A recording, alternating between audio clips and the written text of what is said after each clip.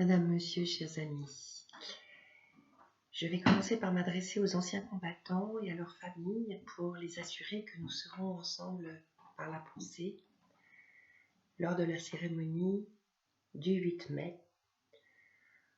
En effet, nous déposerons à 11h30 avec Monsieur Roger Ripert, président des anciens combattants, une gerbe du souvenir au pied du monument aux morts.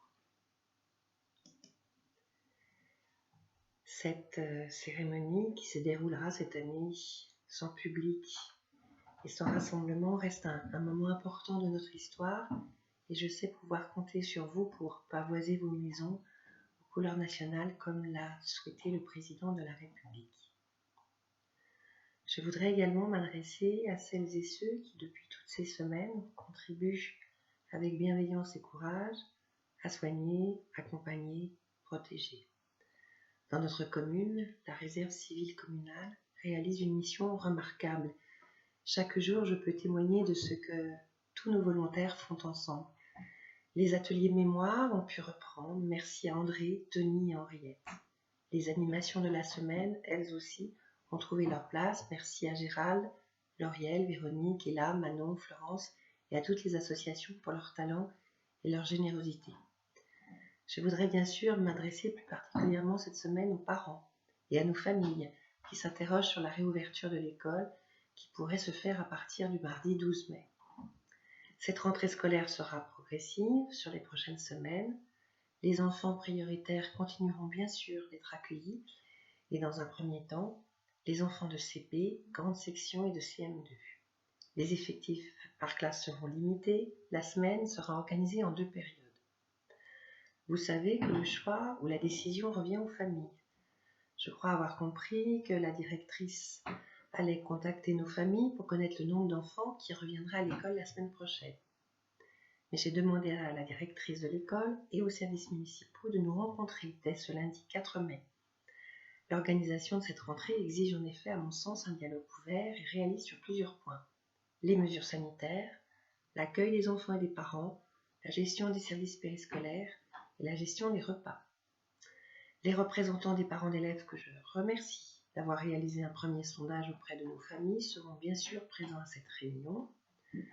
Nous allons réfléchir ensemble à une organisation adaptée, sécurisée pour cette reprise progressive. Nous pourrons aussi informer ensemble les familles qui pour beaucoup sont inquiètes de ce retour à l'école.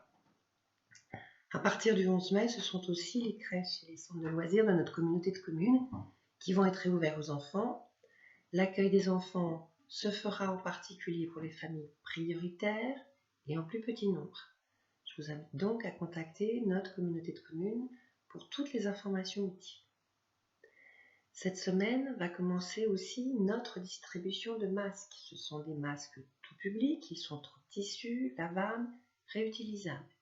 Ils sont fournis gratuitement à chaque habitant de notre commune, par la commune.